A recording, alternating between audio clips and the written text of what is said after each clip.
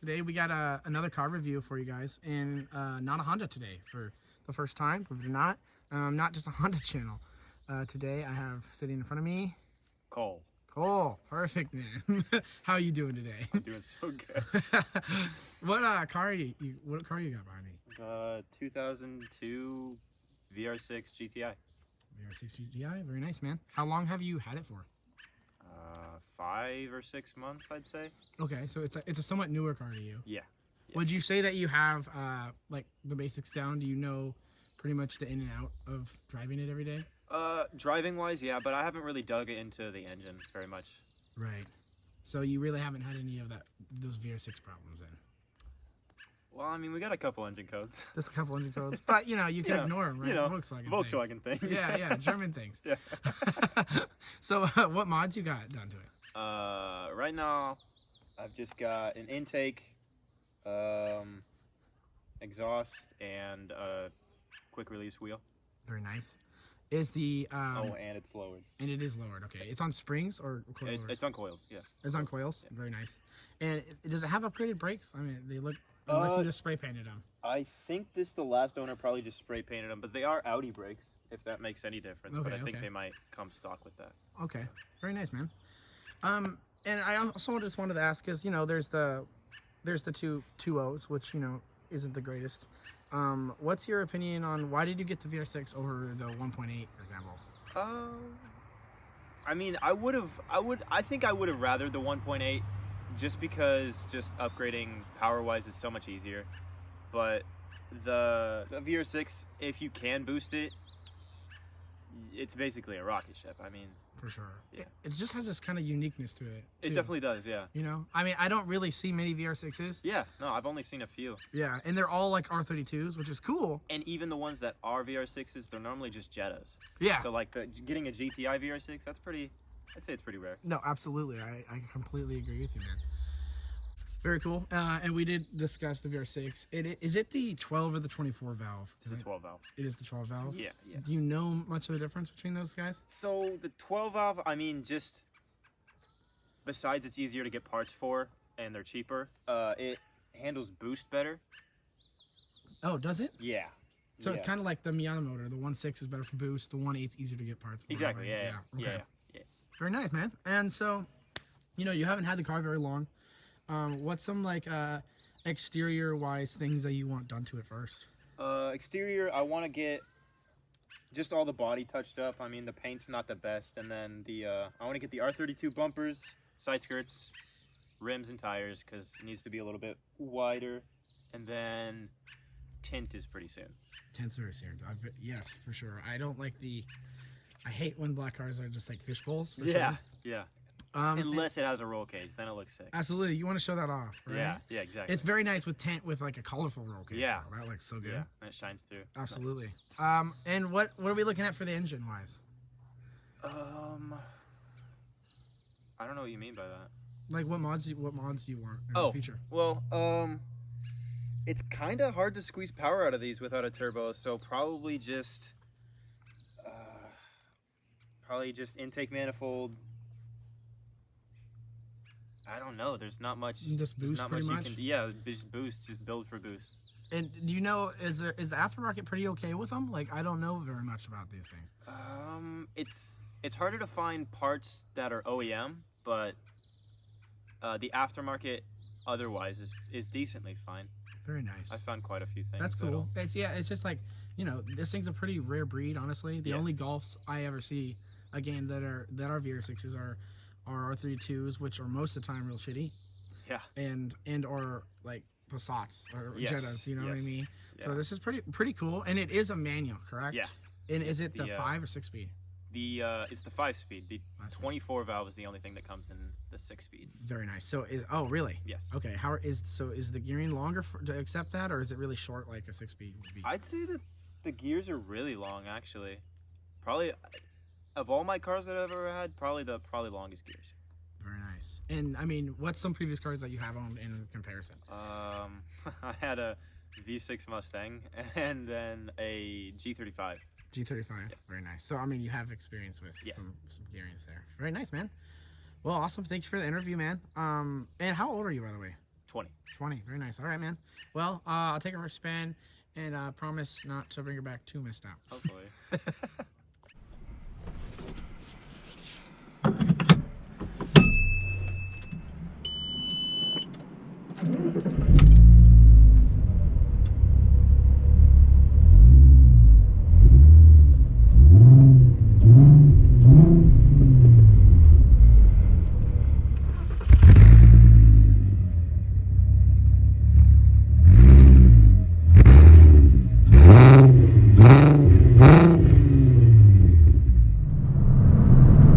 Hey guys, welcome back. We're in the car this time, and I gotta tell you something. I have driven this car, I think once, for the first time, like when he first got the car. What a weird experience. I gotta say, German cars is not something I'm super into. I don't know German cars very much, and it's not that like I hate them. I just don't know them very well. You know, I'm a JDM guy. And a little bit of a muscle head, so Euro cars are something I'm not used to. The Christmas lights of check engine stuff is hilarious to me. I think it's just kind of a funny joke. But wow, this has a really cool tone to it, you know? And this wheel, man, it feels really good.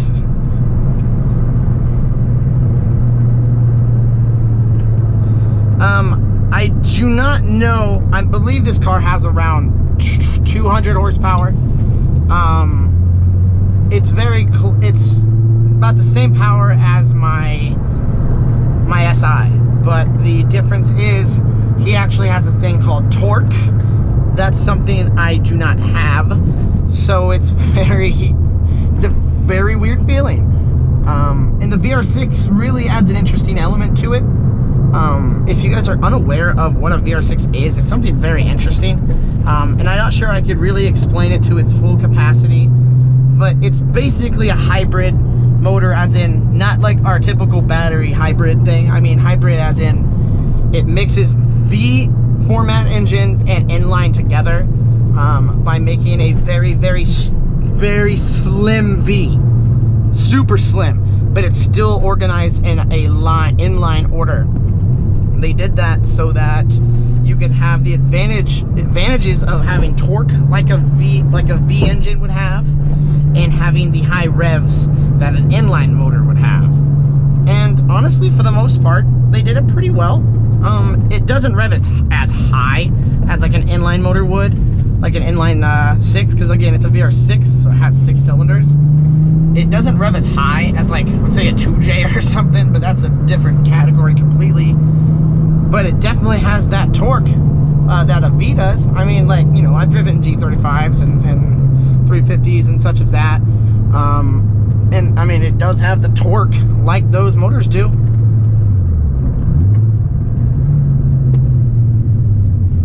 I will say though, the revs are a little sluggish. Like they don't really want to move too fast.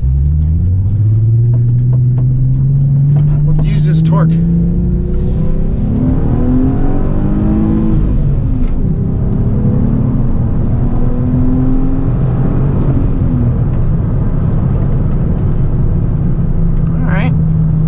Not bad. It's enough to throw your head back a little bit. What an interesting feeling. What a weird feeling for me. The gearbox is a little weird. It has a short throw. I'm not sure if he said that in the interview. He told me afterwards, but it's a little weird. I'm not sure I like it too much, but you know, it's not my car. I just think the throws are a little, they're not as solid as I would like. Get out of the way, bird. They're not as solid as I like. They kind of mush together.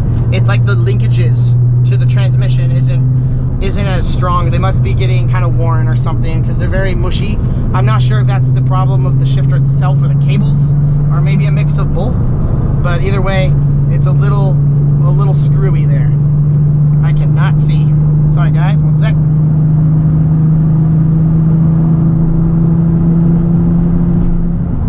And like I was saying, the revs are kind of sluggish. You can tell it's a little heavy. It's heavier. You know, the revs aren't so free flowing. They're not like an inline four. They're not like my Honda motors I'm used to.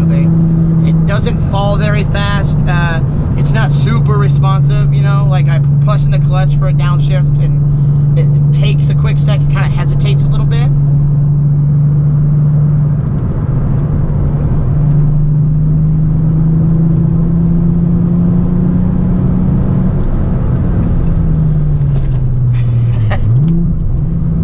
The brakes are very good.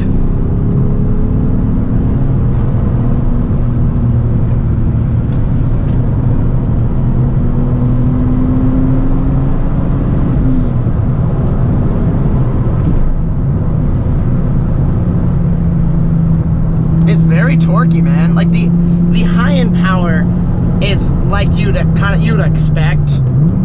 You know, it's not something crazy. It's a V6 kind of high end power, but the torque just kind of stays with you the whole power band.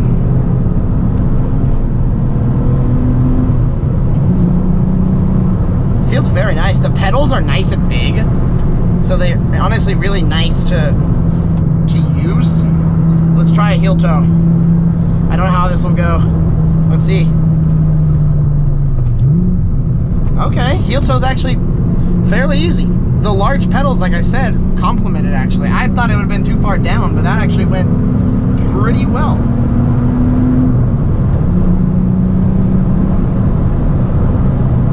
Very nice.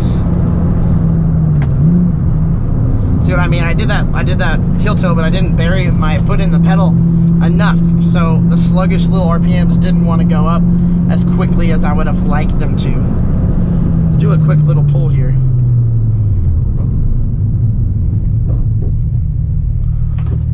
I'm gonna take it easy off the start though. It's not my car.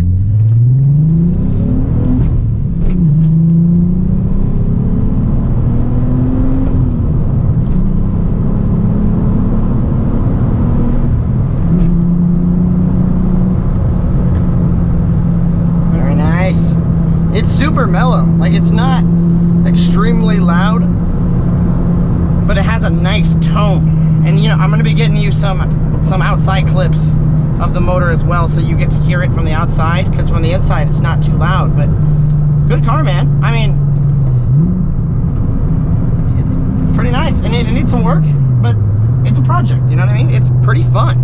It's about the same, it's about the same power as like my SI, like I said, and you know, but it's such a different experience. It has a whole different thing to it. It's not a dog until you get to 6,000 and then you're hauling.